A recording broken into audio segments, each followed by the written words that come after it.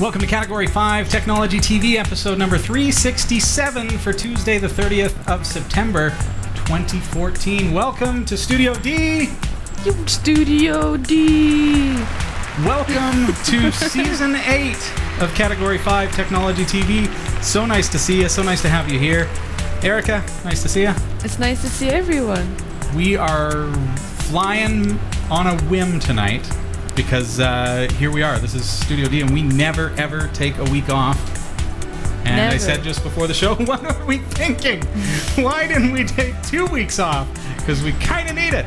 But here we are. We're going to have some fun tonight, and it's great to have so many people here in the studio with us. Mm-hmm. And I hope that you enjoy the time that we have together. This is going to be a little bit more casual, a little laid back, and a lot of fun. So welcome to our chat room.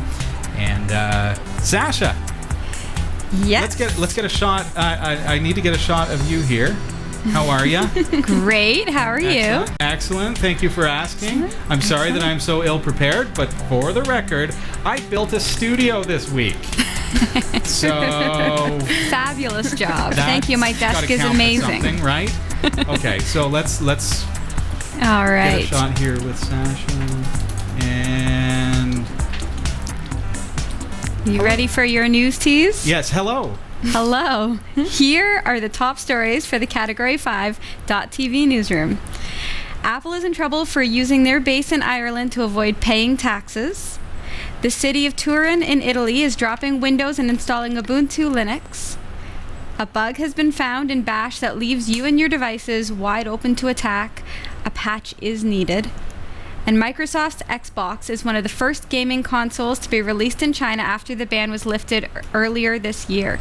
Stick around, these stories are coming up later in the show. Thanks, Sasha. How do you like your new set? I love my new set. Looks pretty good. Let's get in there. There we go. Yeah. That's a little bit better. So Have now a we're a little bit beautiful- more prepared. Yeah. So welcome to Studio D, everybody. Thank you for joining us. And this is going to be a crazy show. We're going to have lots of technical issues. It's inevitable. We knew it. Let's do this. Let's enjoy. This is Category 5 Technology TV. Starring Sasha Dermatis,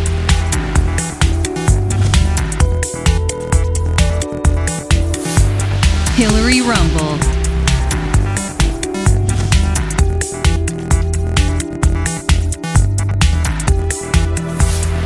Krista Wells,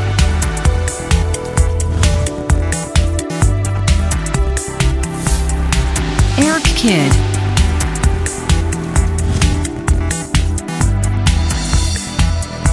and your host, Robbie Ferguson.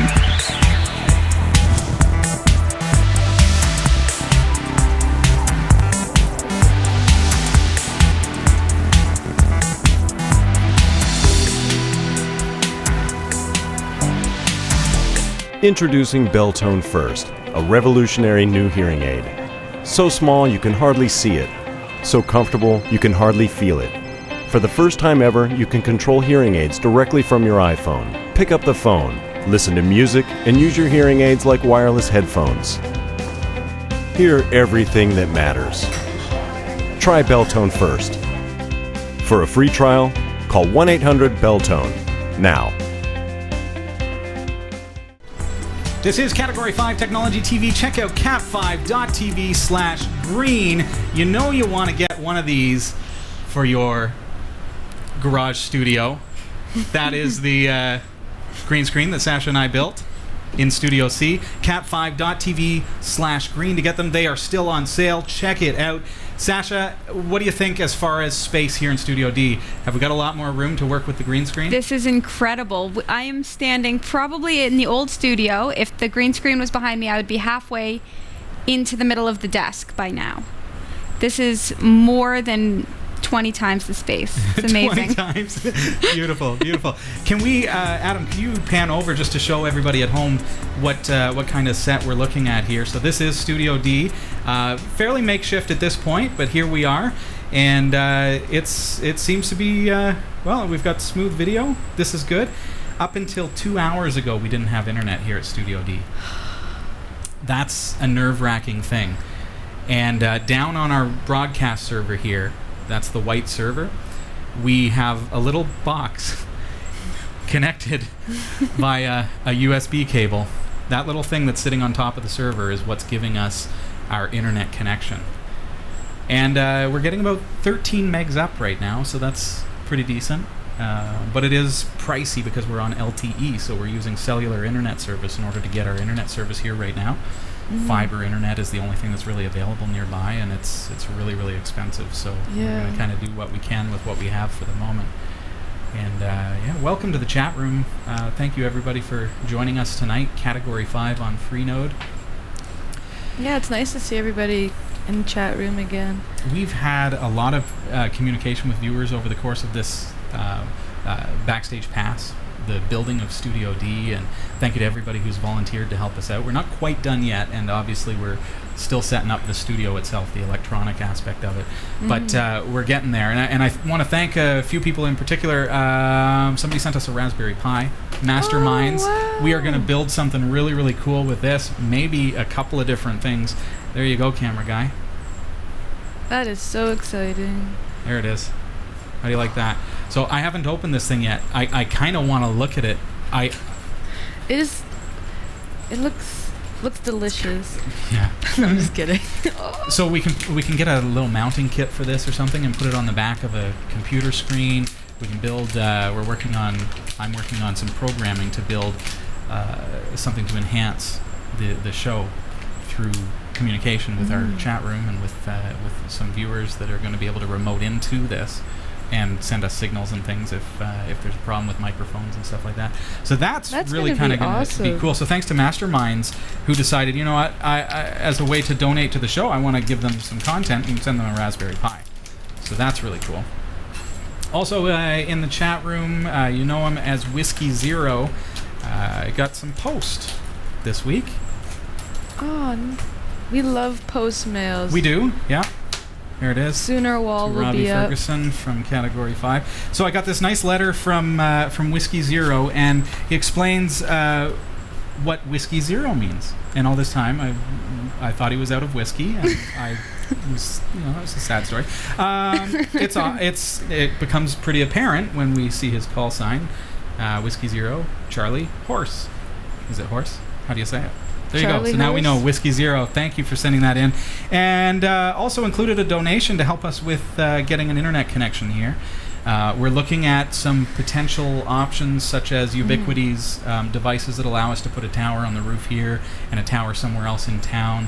And if we can get line of sight internet, then we'll be able to stream basically our through the airwaves our internet connection. So a bit of a bio about Whiskey Zero. 70 years old, retired from a career in telecommunications and IT industries. After working primarily with long-haul microwave, satellite, and fiber optic systems for many years, spent 13 years as the tech guy for a local public school district before retirement. Very cool. We appreciate the support, Whiskey Zero. Thank you so very much. And interesting to note that he is a bit of a professional when it comes to wireless internet, which is exactly what we have to do here. I'm thrilled that we're able to broadcast tonight using the cellular technology that we're using, but we do have to find a more permanent solution. What else have we got? Our first card comes to us from my daughter Natalia. Hey Tally. Homemade. Congrats, Studio D, it's done. This is from my baby girl. Dear Daddy, I am so happy you get to rent Studio D and that you're done.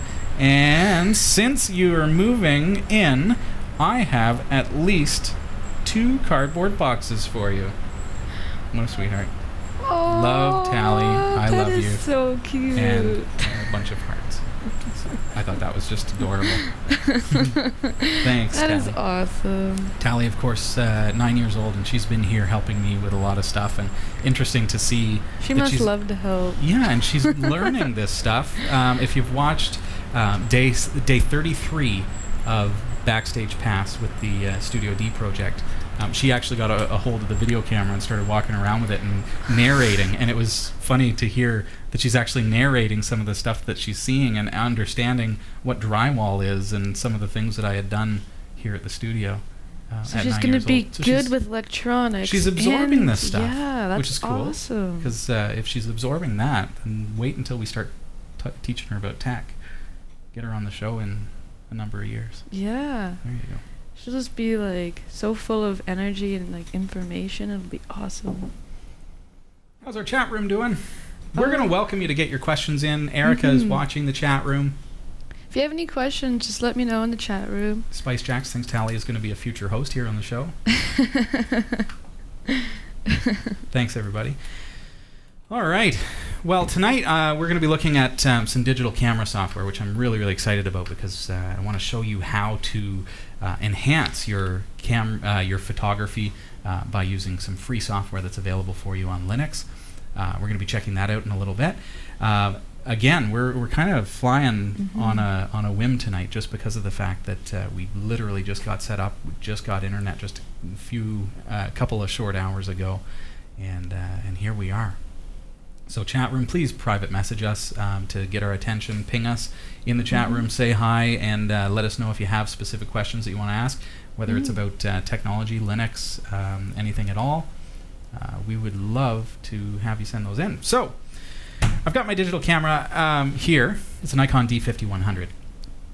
I love this little camera. The reason that I got it was for video, plain and simple. I mean, it takes great stills as well. I made a little bit of a mistake in that when I was doing a photo shoot, and I'm not a photographer by any means, but when I was doing a photo shoot, I was shooting in JPEG. And I realized that, you know what, I should be shooting in RAW at this point. So I had to do a lot of photo touching and corrections to get the colors correct. I want you to look at your camera, whether it's a DSLR like mine, a little bit of a better camera than your little point and click cameras, those kinds of things. Some of the point and click cameras are in fact coming out with the option to shoot to RAW mode. Do you know what that means? No, I actually don't know about RAW mode. When you're shooting pictures, your camera can usually shoot to a couple of different file formats. Usually we choose JPEG because we know that we're going to be able to open JPEG images on our computer, so it sounds like the best option, right? It's usually what I go with. I've never actually gone with RAW. Well, JPEG is a compressed file format, so you're losing image data.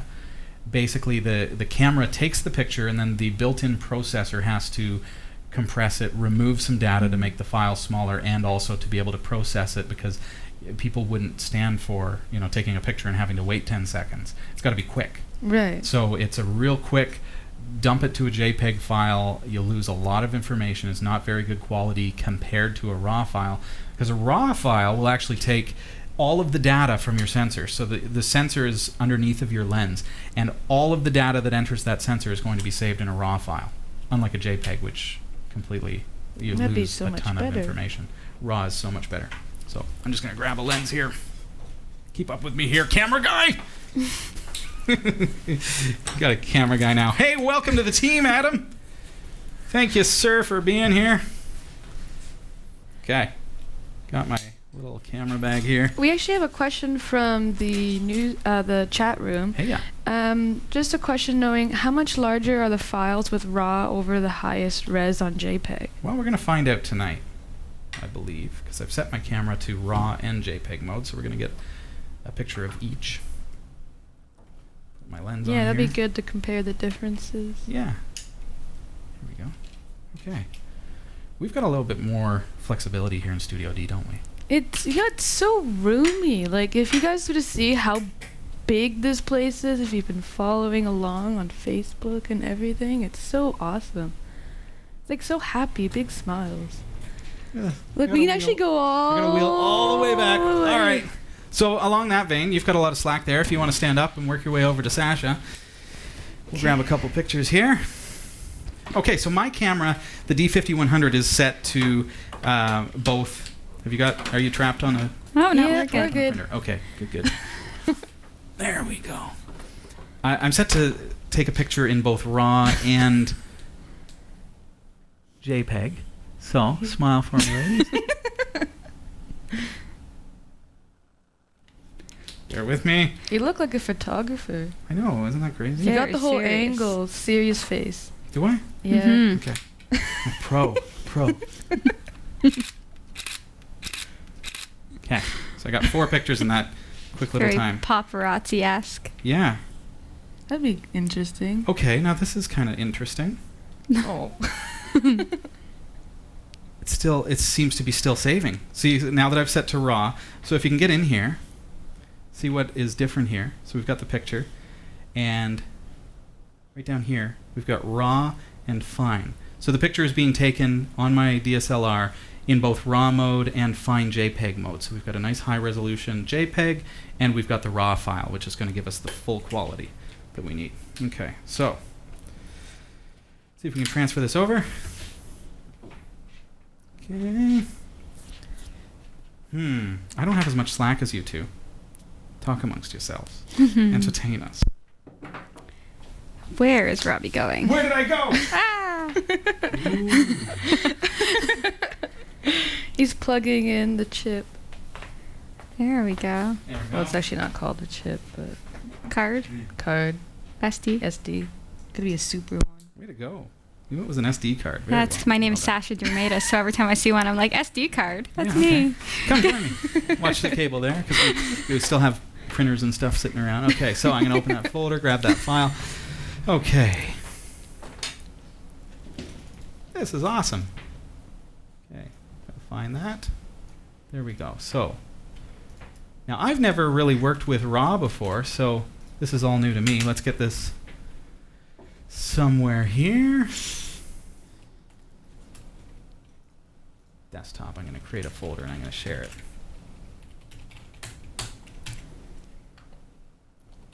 Okay. Properties, sharing. New network too. There we go. Okay. We've got a couple of messages there too, so just keep an eye on that. Grab it through Samba. 168.137.1/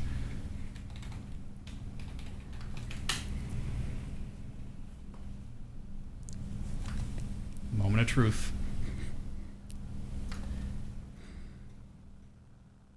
Thanks, A. Jameson.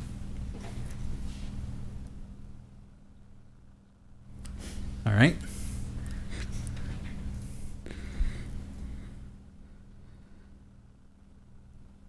You ever really want a floppy disk? I'm going to use this. How's that? USB. What I'm up against. Oh, sorry, you're cutting me off. What I'm up against, I've got to plug into the camera card reader, but it's in the broadcast server. I've got to get it over to the demo server so I can bring up the pictures on your screen. So in order to do that, I've got to. I'm going to use a flash drive because we don't actually have a network here yet. What I've done is I've daisy chained, basically done a bridge network so that we can get internet access on both of the systems. So I'm just going to switch that over. Copy the files. Just one sec. It's an adventure. Okay. And Sasha, Yes. what I'll get you to do is when I say go, pull that out and plug it into one of those for me. Fabulous. Okay. Thanks for your patience. All right. I'm just going to slap those right onto that disk, and Sasha's going to move it over to the other computer for us, just to expedite things here.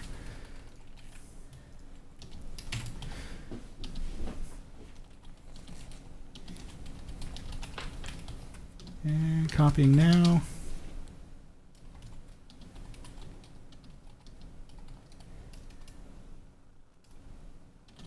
There we go. Okay, Sasha, if you could just move that over to the other computer for me. And here's hoping. It would be my luck to not have access to it. Unable to mount, that's what Linux tells me. But I'm gonna get that. Okay. Adam's first show doesn't usually go quite like that.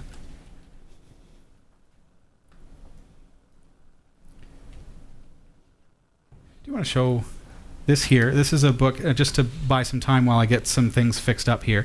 This What I is need to do is I need to get those files up here, and I need to get a desktop presenter going here for you. So this is a book that is available. We're going to actually be auctioning off some of these, so take a look at that. This has all the memories of the Category 5 show for the past 7 seasons. and it's so awesome, and it's so bright, and like the digital, it's just nice. Like the digital quality of it, it's like opening up all these memories. Got a nice little picture of Robbie here. Category 5, Technology TV, a good memory. And just to give you a little sneak peek before these get auctioned off, got some lovely pictures here of the early years. So if you really want to go way back to see how the show used to be compared to Studio D, which is today a very new beginning.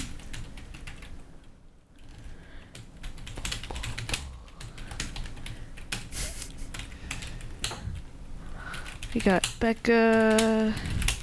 I'm almost there. Nautilus. We got some funny photos because we love to have fun here. So check out this book that's going to be available to you. We're going to have more information for you coming up soon. All right, let's get over here. Thanks, Erika. Wonderful. It is a lot of fun to see some of these memories that have happened over the past 7 years. It's so nice to see. All right. Almost. I've got that mounted. There we go. Okay. So we're going to get a camera shot here up on the computer screen. Just bear with me here, folks. I have a question from Spice Jacks, wondering Thanks, Spice if Jacks. more backstage videos of Studio D are coming. Yes, they absolutely are. We're going to be putting them together for you on an ongoing basis. Here we go. Awesome. Backstage Pass, of course, is produce videos that happen behind the scenes, and they're available on our Roku channel. If you want to check that out, cat5.tv/Roku. And I've got my demo system just about ready here for you, folks, and I apologize for the delay. I know we're live, but I've got it there. Okay. So we can see two different files here. The JPEG file is 8.4 megabytes. So this is the file that I just took. All right. And the RAW file is 22.1 megabytes. So huge difference. I don't think you can... Oh, you can. Look at that. Linux double-clicking brought it up in what appears to be a very, very low resolution. Brought it up in Document Viewer. It's like a thumbnail. Mm-hmm. That's interesting, eh? That is 22 interesting. meg file, and it loads up as a thumbnail. Okay, so what I want to do is I want to try out a piece of software that is going to allow us to manipulate these files, because one of the things that happens when you take photos is that you don't always get the lighting right. And I'll explain a little bit what I was saying about this photo shoot that I did. We had a lot of natural sunlight. With the natural sunlight, it was super, super bright, and we didn't have the ability to... I didn't really... you're kind of going like this over the articulating screen, so you're like this, and the sun is super bright, and I haven't got the exposure correct. Now, understand that taking raw photos is not just about taking pictures that are better quality out the gate. The fact is, like I said, you've got all the information from that camera sensor. So if you're in a scenario where you've got the exposure, or the brightness, the contrast, if you've got that wrong during the photo session itself, so you're taking pictures and you get it wrong, then you can go back to a raw file and you can manipulate it losslessly. So what that means is, now with a JPEG, it's a lossy file. So every time you edit a JPEG, you lose quality. When you edit a raw file, you don't lose quality. So I'm going to bring up Synaptic Package Manager here on my system.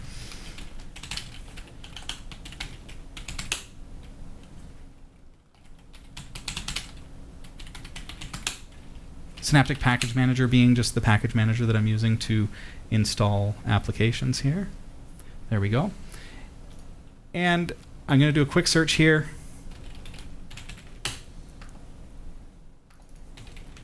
The software we're looking for is called Darktable. It's all one word. There it is. It's available for you free on your Linux box. Make sure you install this. It's going to blow your mind. There we go. And apply. Now, with your repositories with Synaptic Package Manager, as you know, it's going to just download that, it's going to install it, and you don't have to insert a disk or try to find the program at all. You just go in and type in the name of the application. So that's Darktable. And that's installing now. Almost there.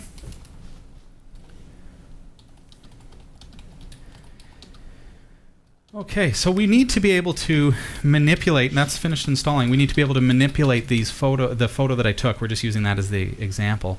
Lighting in here is fairly controlled, but we'll want to kind of fix up the contrast and the colors and everything there. But before we get into that, we're going to do the news. Sasha's over there being so patient with me as I fumble through all this technological marvelousness.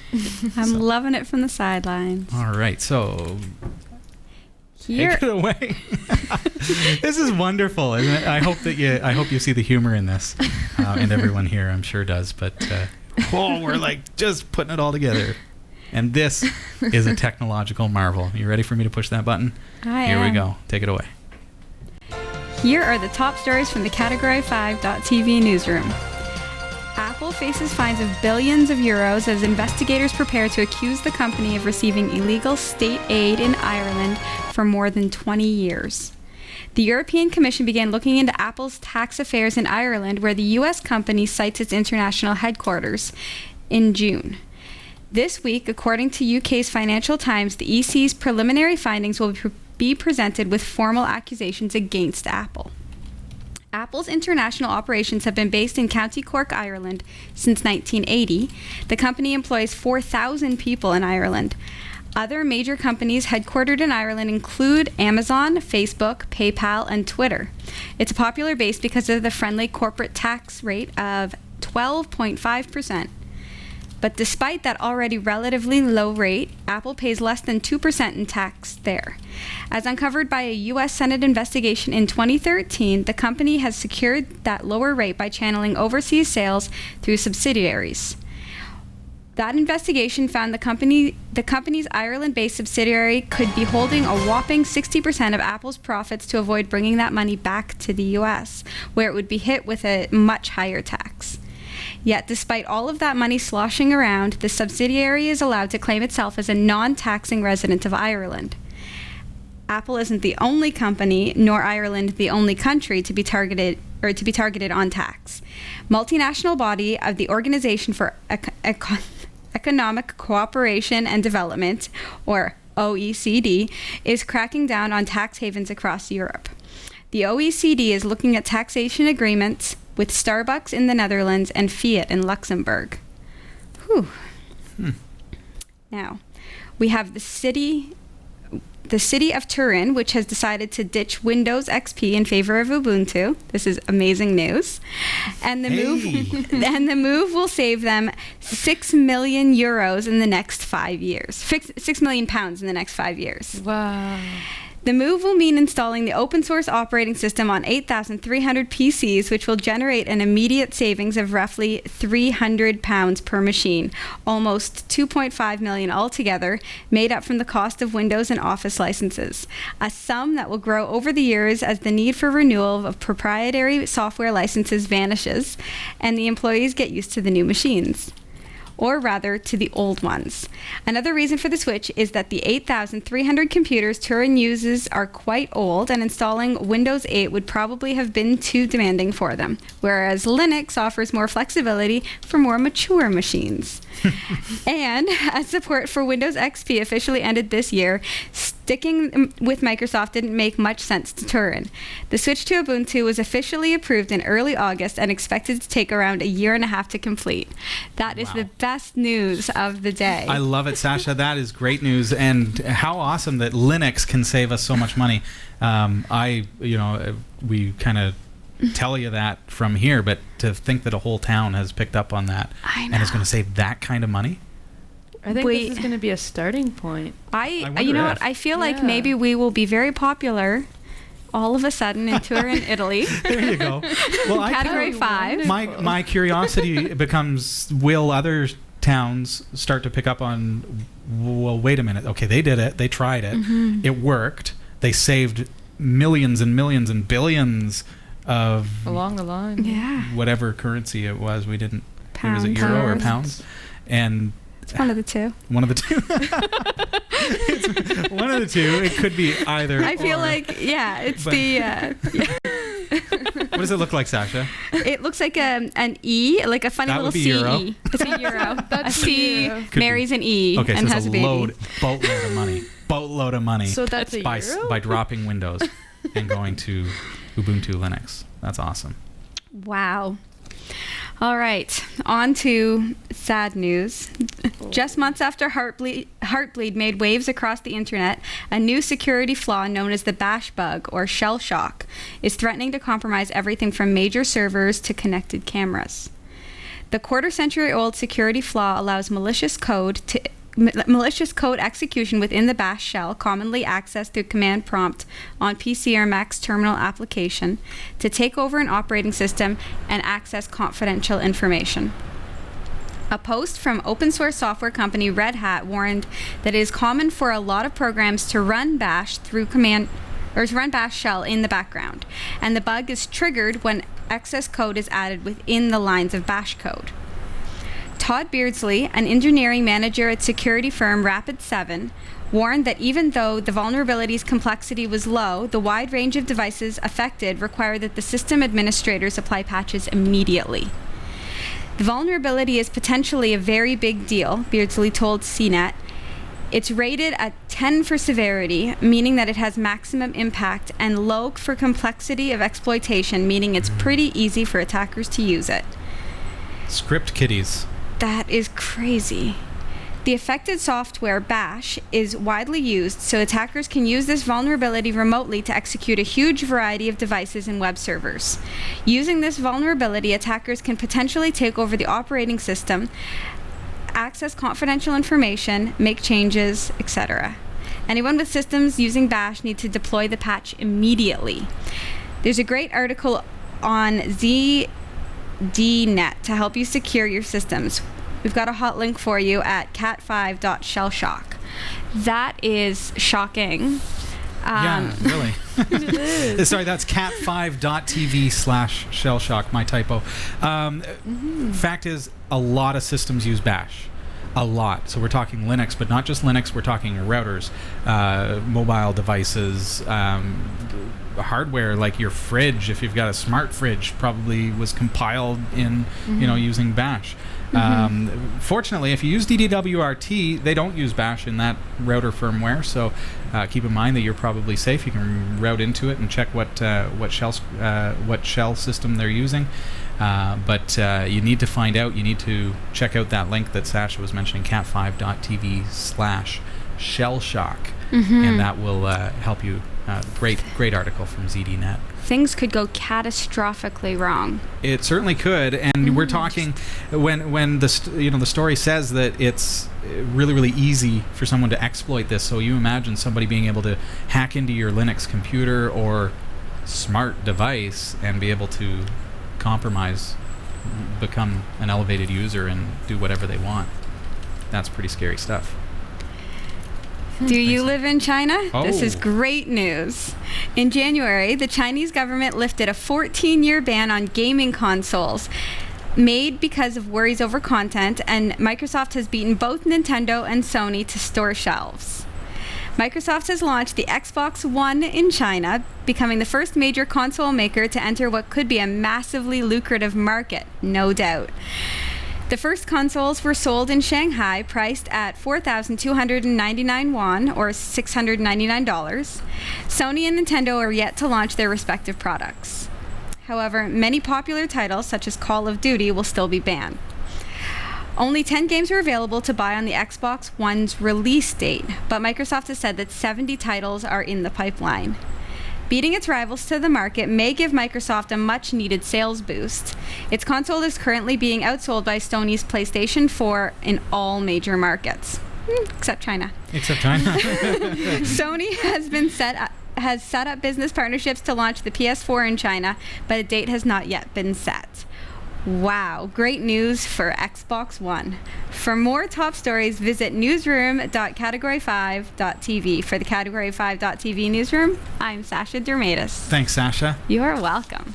This is Category 5 Technology TV. I'm your host, Robbie Ferguson. And I'm your co-host, Erika Lalonde. And Sasha Dermatis is here. And Kelsey's here. And Adam's here. And Lionel's here. And it's just a party up in here. And you're here. So thanks for being here, everybody.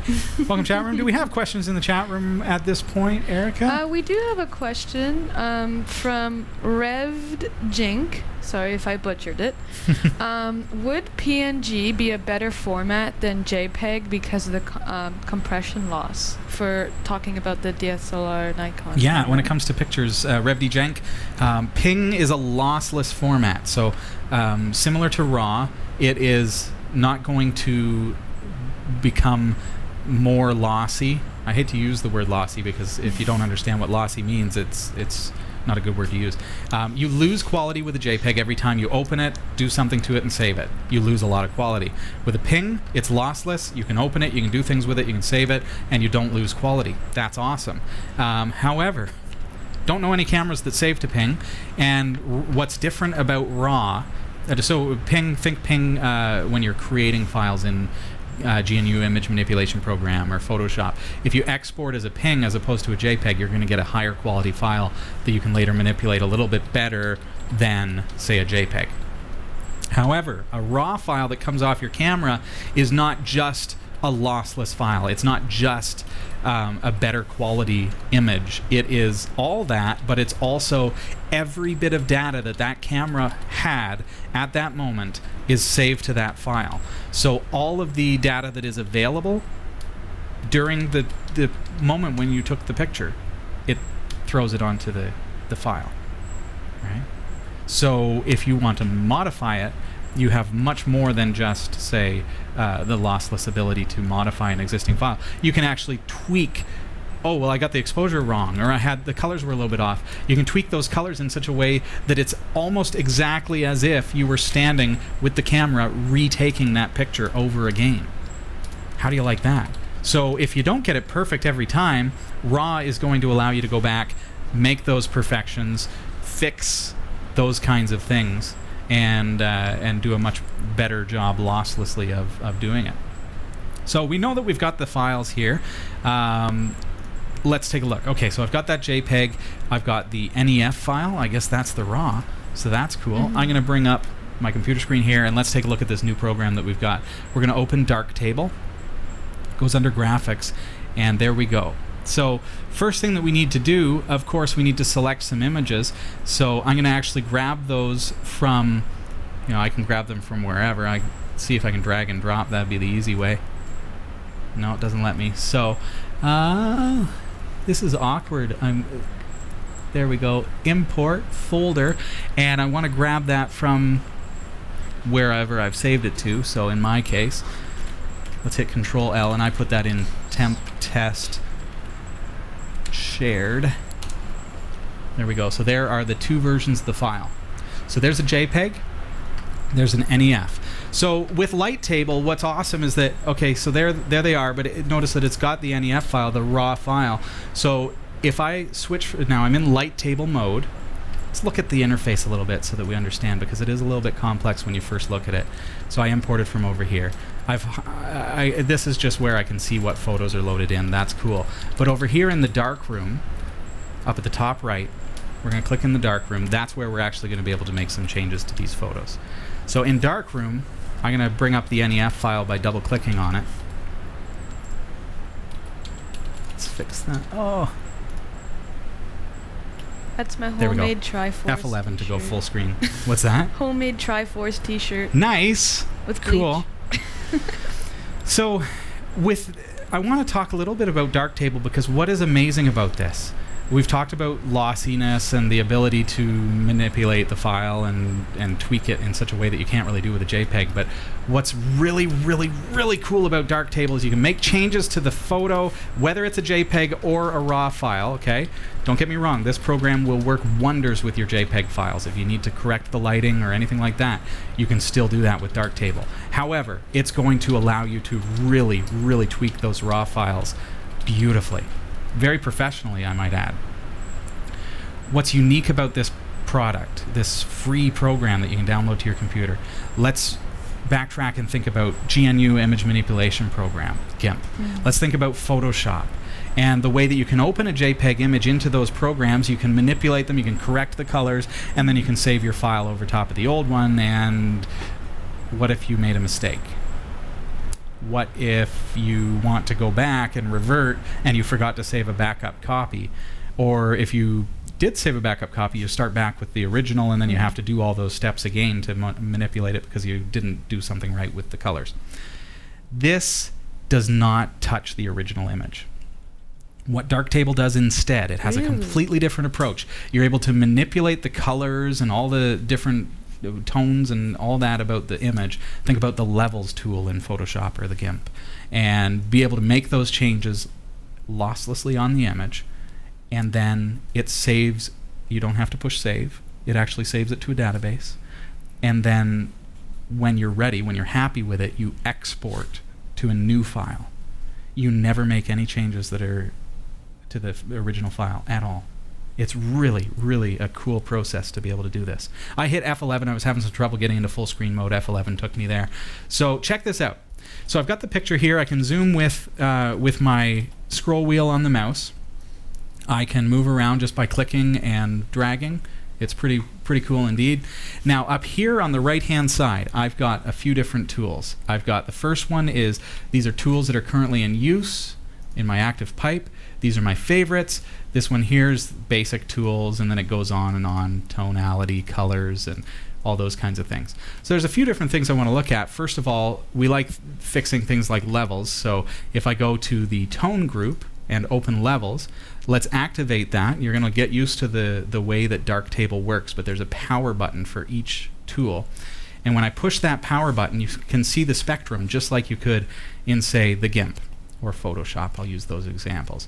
So understanding how that works, bringing up the brightness so that it's at the right point in the spectrum, adjusting the image itself.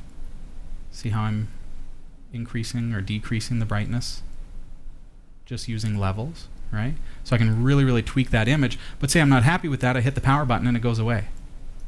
On, off. There's my setting. You've got your curve.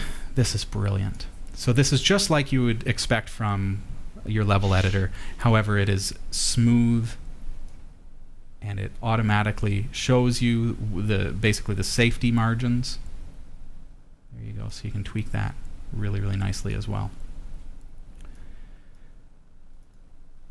So next up, we've got more plugins down here, and you'll see there's a wealth of available options here, Erika, and things that you can do with this product losslessly against your image without ever affecting the original image, and just awesome stuff.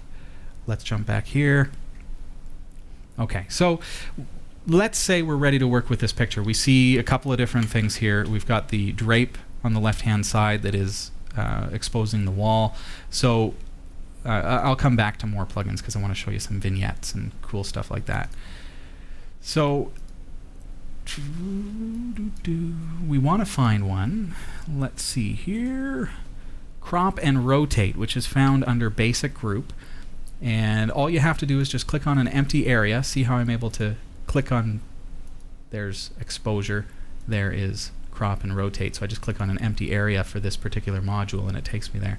So now with crop and rotate active, I can drag the image, the edges of the image. You notice that it's proportional right now. I may not want that, so I can actually change the crop aspect ratio to freeform. Now I can just do whatever I want with that image. So we can do something like that. Crop the image however we like.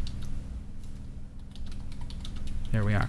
So now as soon as I click on a different module, you'll see that my crop takes place. Well, you're used to a photo editor where once you've cropped, you've got to undo in order to undo something, right?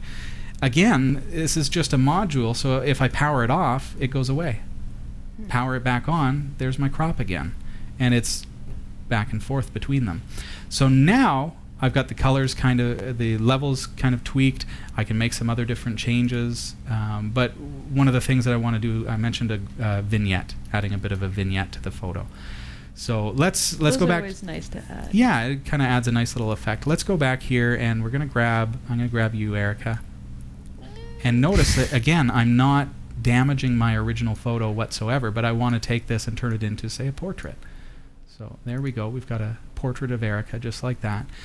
And under more plugins, look at all this stuff that you've got.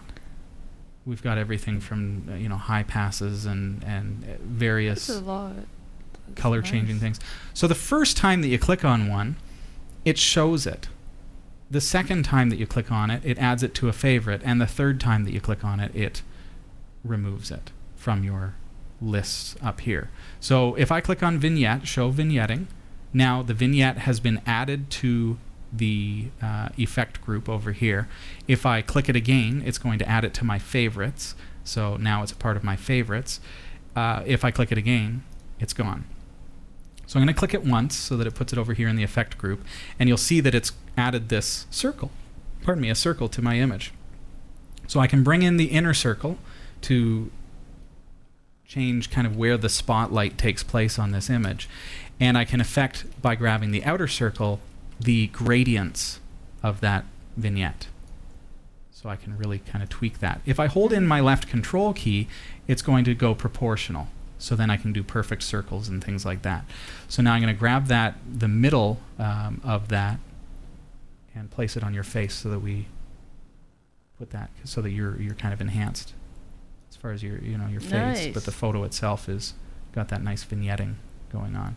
Make it a little more subtle by dragging, and then again I can zoom in and out and see how things look, kind of thing. So now I've got this great image, and again, if I click off to something else, there's my vignette, there's the cropping, looks really, really nice, and we can go through all these different filters and things to be able to fix up the photo.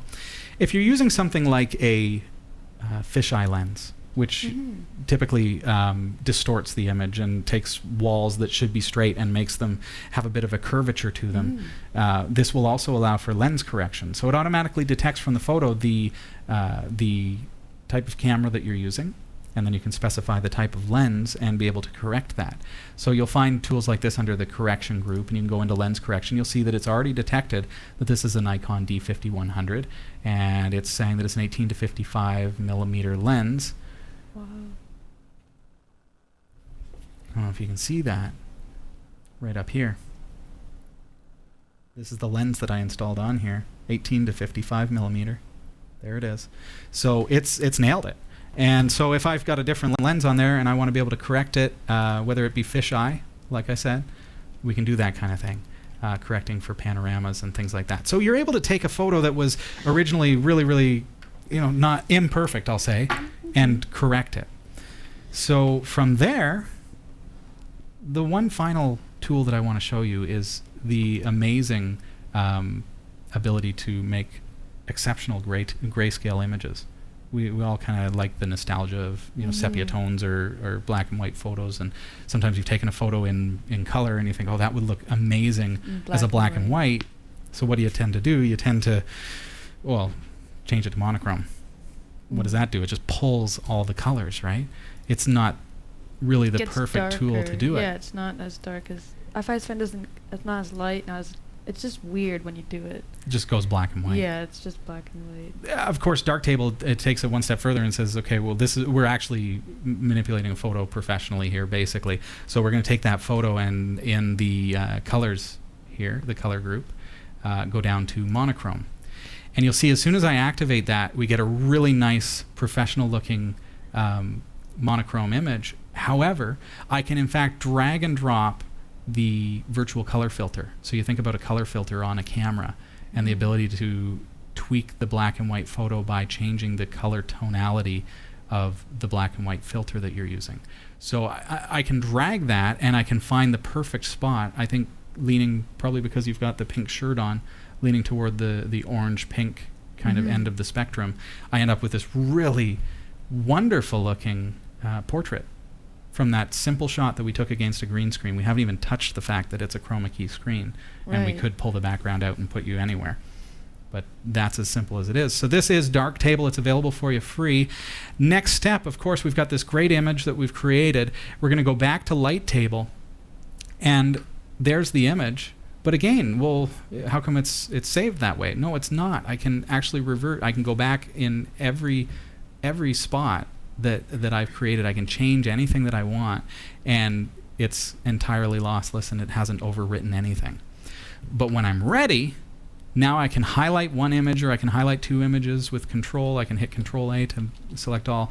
I can just highlight the image that I've created, and I can export. I'm going to save it to a file on the disk. What format do you want? Let's say you want an 8-bit JPEG, or if you want that PNG RevDjank, you can export it to a lossless PNG. But in this case, because it's saved for Facebook, we're just going to save it as a JPEG, 8-bit, 90% quality, and export. Could not create. Reason for that is because I'm not root, and I've actually put it in a root folder. So I can export to a different folder. Let's see. There we go. Let's save it on my desktop instead. That's all there is to it. You can see it runs really, really fast. It runs beautifully. Let's jump back here to our folder. You'll see my NEF file. I'm going to bring it back up, and again, I'm going to get that. Oh, it actually has opened it in Darktable, so now it knows that it's that's what it's for. So you'll see that the image itself has not been manipulated. It's still the green screen. But if I go to my desktop and grab that image as it is, there's our new JPEG. How do you like that? It's called Darktable. You can get it online through your web browser. It is available for Mac as well, but not through your web browser, but through Synaptic Package Manager, your favorite package manager. Grab that for your Linux machine. Even if you're just a hobbyist and you just want to take your photos to the next level, it's a great tool to be able to do that. And now we've gotten away from that stigma of taking photos in RAW. My camera will take both the JPEG and the RAW image. Now I can work with those RAW images safely and confidently, make them look beautiful, export them, and share them with family and friends. And we are just touching the surface of what Darktable is able to do. So check it out. Darktable is available for you through your repositories. Just install it with apt-get or however you want to get it. It's available for you on Linux. Absolutely free. There you have it. Thanks, everybody. This is Category 5 Technology TV. Welcome to the show. My name's Robbie Ferguson. My name is Erika. You'll find our website, www.category5.tv. If this is your first time, or if you're fairly new here, this is our brand new studio, and we're just getting used to it. We're just getting our feet wet, and we're just learning our way to broadcast in this new space and new equipment. And learning getting used to it. And they're rewiring everything. They're asking about the brick wall in the chat room. Yes. Well, you can see this wall that we have behind us. It's beautiful, and it's very plain. But we had Kelsey and we had Kelsey's mom here, and they were painting this 2 hours before the show, just to make sure that it looked nice for you, because it was just drywall.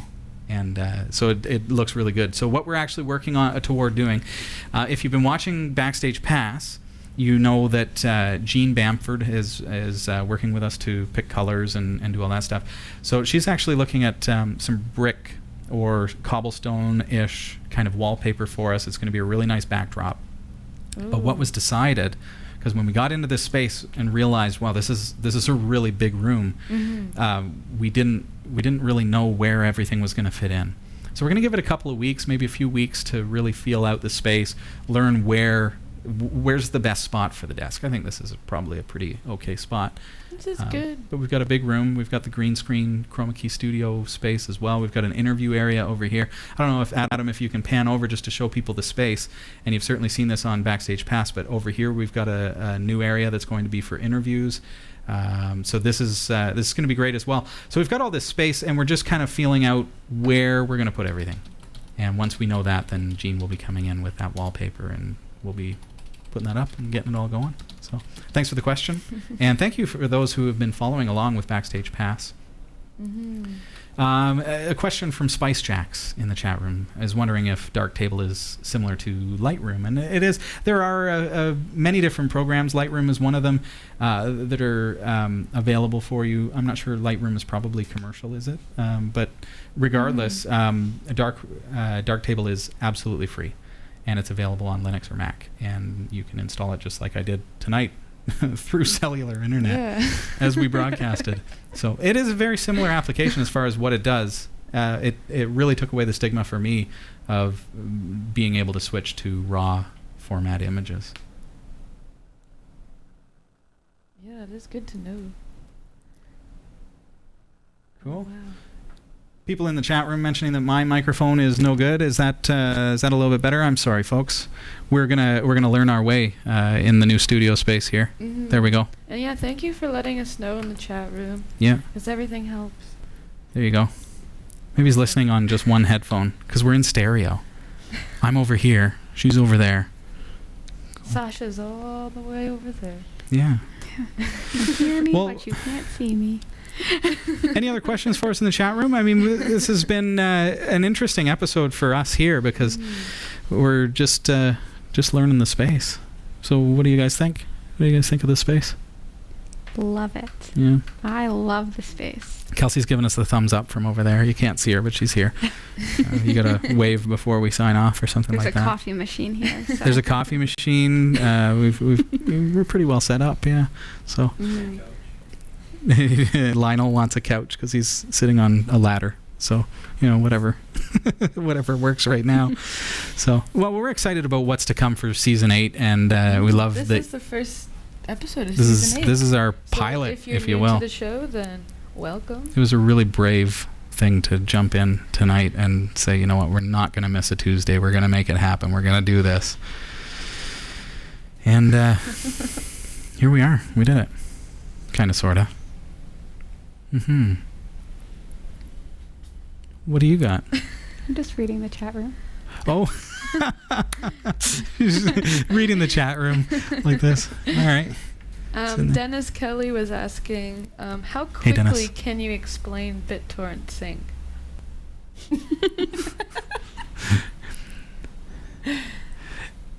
LMGTFY. That's as quick as I can do it.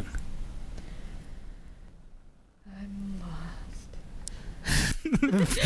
3 people went. Maybe not. Any other questions for us? Thanks, DK. How has the feed been tonight? I'm interested to know. I know a lot of you are watching this on demand after the fact, and it's a little bit different, but we're broadcasting through that thing connected to the broadcast server, and it seems to be working okay. So, what do you think? So check out our website, category5.tv. Let's fix that up. There you go. LMGTFY.com. Now you get it. All right. Cool. Dennis Kelly says that the feed has been pretty good tonight. A little bit of lag. Unfortunately, we're having some trouble getting Roku up and running through this connection. It may be a limitation of the device. I'm not too sure. Not the Roku, but the device that we're using for internet. We're going to try to get to the bottom of that. We thought we were going to be on Roku tonight, and it didn't happen. So We'll have to figure it out. Zoran soon. Thank you so much, my friend. And thanks, everybody, for joining us tonight. Thanks to everybody who's helped out here at the studio. I know some of our volunteers are watching as well, and here we are. It's really just the first of many great shows here at Category 5 Studio D. Before we know it, we're going to be really just enjoying this space and being able to do a lot more. Sasha, can you imagine when we did the green screen demo? We've got now what we used to have to about here. And now we've got, good. I can't even reach the wall from there. It's way back there, so we could run laps right here. So We'll throw your back out. yeah, be careful. And you've got your new studio as well, which is awesome. Wow, and I'm going to be here every single week now that I have my own newsroom. There you go. That is awesome. Sounds great. So, and we'll tweak that. And here we are with Telestream Wirecast, which is at cat5.tv/Wirecast. Version 6 is coming out. It's an extremely exciting upgrade. We are going to be at the forefront and showing you all the new features. But Wirecast lets us do this and this. We're broadcasting through cellular internet from a computer system because we don't have internet here. And thank you, Wirecast, for being able to make it happen. Wirecast is the broadcast suite that we use here, and it's awesome. That's what we're looking at right now. That's what's up on my screen.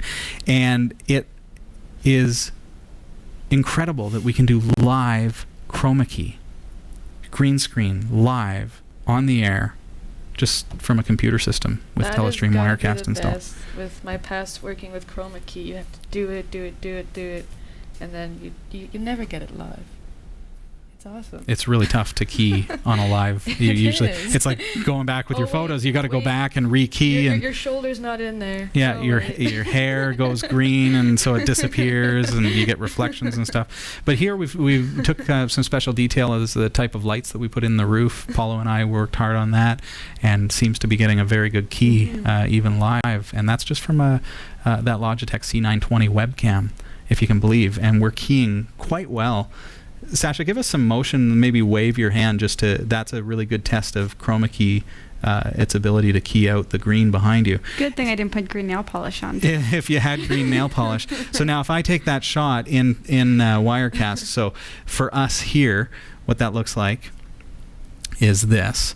And so I can take her shot and disable chroma key, there we go. Enable chroma key, just like that. And I can put anything in there. So the desk that's in front of her, the scene behind her. Could you put me on the Starship Enterprise? I could certainly put you on the Starship Enterprise, and we'll be able to do some really, really cool stuff, you and I, for our Halloween episode as well. So I'm kind of looking forward to some of the things that we'll be able to do. We haven't made the decision yet. We should cast a vote in the chat room. What should we do? Mm-hmm. So. Give us your ideas. Halloween episode. Sounds good to me. Get your votes in. So we're going to keep going on Studio D. We've still got some painting to do. The blue wall needs another coat. We've got a TARDIS to install. The storage room that is much bigger on the inside than the outside. And to everybody at home, thank you so much for participating in tonight's show.